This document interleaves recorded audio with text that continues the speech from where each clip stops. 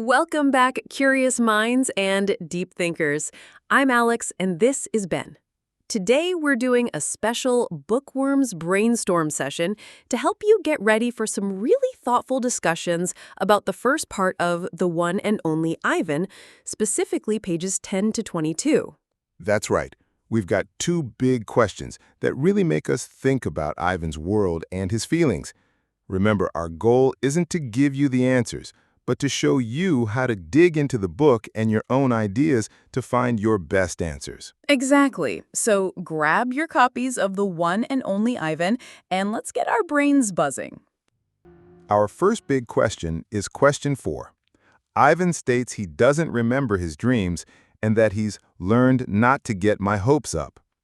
How does this connect to his early life memories, or lack thereof, and what might it suggest about his coping mechanisms for his captivity? This is a powerful question because it makes us think about Ivan's inner world. When we hear, learned not to get my hopes up, what does that immediately tell you about his feelings or experiences, Ben? It suggests a kind of protection, doesn't it? If you don't hope, you can't be disappointed. It makes me wonder if he's actively choosing not to feel too much or dream too big because of his situation. I agree, but how does this connect to his memories? Think about the imagination chapter on page 22. He says, mostly I think about what is, not what could be. What does that mean for his past? It implies he's pushing those past memories away. He doesn't want to think about what his life could have been in the wild because it would make his current reality too painful. He's choosing to focus only on his present. Exactly.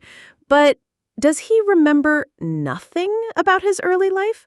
What about the Shapes in Clouds chapter on page 21? He talks about dipping his fingers in mud and using his mother's back as a canvas. Ah, that's a key detail. So, even if he generally doesn't remember his dreams or has learned not to get his hopes up, this one precious memory of his early life and art breaks through. It shows that his true gorilla self and his artistic side are still there, even if they're suppressed.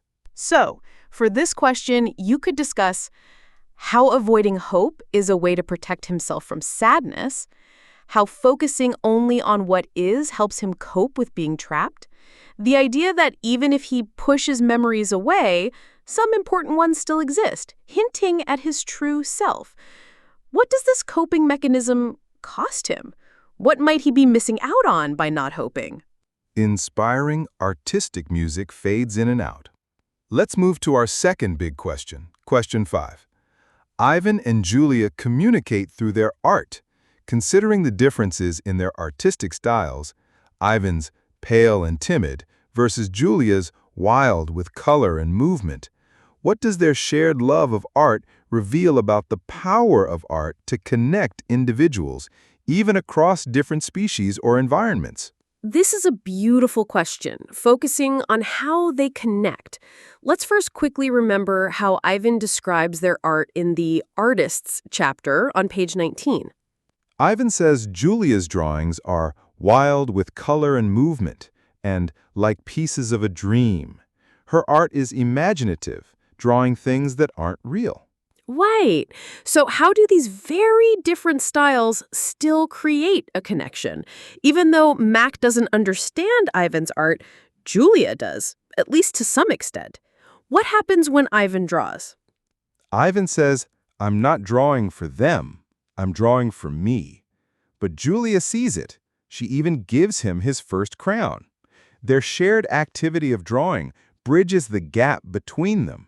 Think about the glass wall. It physically separates them, right?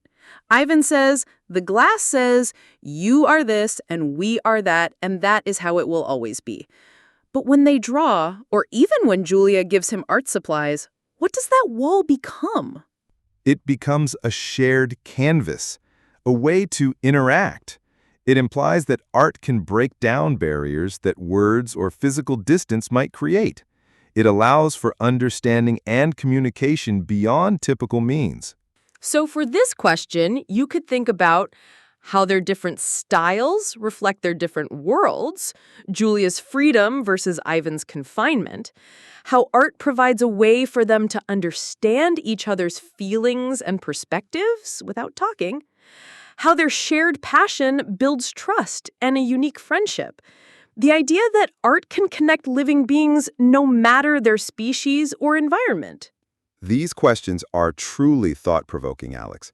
I think our listeners have a great start now to brainstorm their own fantastic answers. I hope so. Remember, the best answers come from your own unique insights and solid evidence from the book. Don't be afraid to think big. Happy brainstorming, everyone, and we'll catch you next time on Bookworms Unite.